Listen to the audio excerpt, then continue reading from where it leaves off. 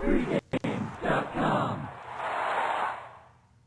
Welcome back to Pregame.tv. We're wrapping up our coverage of the Preakness. The final horse we're going to take a look at is number 10, Ride On Curlin. And we got a big jockey change on this one. Calvin Burrell rode the horse in the Kentucky Derby. And, well, Calvin got sent to the rail because they put up Joel Rosario. And, Chuck, you can go ahead and fill us in on why the change. Well, he in the Derby, he took him all the way back to 19th, sat with him 19th, and when you're in that position, you also have to run a lot wider. So this horse actually probably ran a few more lengths than maybe not a few more lengths, but it was running wide most of the race. The trainer definitely did not want him back that far. When he finally got some room and cleared out, and everything was all said and done, he ended up closing and coming in 7th, made a nice run down the stretch, looked strong and closed 7th. But that wasn't where how the trainer told Calvin Burrell to ride him, and then Calvin Burrell gets the boot. And I don't know what your opinion is here. I think it'll step up with Rosario here. And I know a lot of people make a living, whether it's a harness business or in the thoroughbreds. The jockey changes, the driver changes, and you see that happen. I think we might see an improved Curlin. Oh, there's no question. You can put. I know in harness racing, we have the phrase that. From one jockey to the other, it's like, lead hands to stone hands.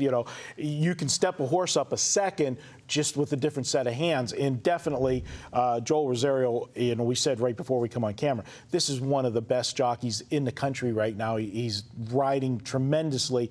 And you kind of really, you told the story of what happened to him, but you were kind in the drive. It was much worse than you said. They wanted him to actually stay outside more so that he had a clear path, and Calvin did what he's done in every Kentucky Derby. He went, as soon as the gate broke, he went from the 19 hole straight to the rail. And, he traveled right across the racetrack to the rail, was saving ground, trying to get that trip that he won 3 Derbies with, and started to make a move, but nothing was opening up the way it did for him with Street Sense and those other horses. And when he finally was able to get the horse to the clear, what he had to do was literally drag the horse sideways across the length of the field. So he lost all that ground momentum when you're taking a horse sideways. It's like coming up behind a slower car and there's another car in the other lane. You got to wait and then drag sideways and then push the gas.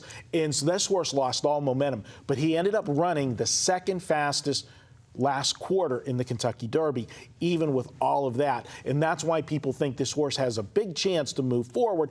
I happen to agree if there's fast fractions. I wish this horse would have drew inside instead of the 10 hole again, but it's a situation where even though it's the 10 hole, it's not a 20 horse field. He's going to be closer. And because there is, as we project, so much speed in this race, there's going to be more holes. The Kentucky Derby, because it was slow fractions, it was 19 horses, but they were bunched up, and the traffic patterns were tighter. There's going to be more room for him to navigate. Yeah, absolutely. And what you say, in the business, you call it a tough trip. He had a tough trip, and he maybe even used twice, considering he had to stop him, push him to the side, and the way he closed was very impressive. I think he could make some noise here. Definitely don't underestimate the change in jockey. I know everybody likes Calvin Burrell. He's a good jockey. He's won 3 Kentucky Derbies. Not many people can say that, but I got to tell you, light and day difference between Calvin Burrell and Joel Rosario right now. So there you have another horse, live horse, Ride On Curlin on Saturday. We've talked all these horses up. Now what we got to do is we got to mix the ingredients together, come up with what we think's going to happen on Saturday. Chuck's going to give you his picks in a video, and I'll be back and give you mine in a video. We'll summarize it. That's up next, Pregame.tv.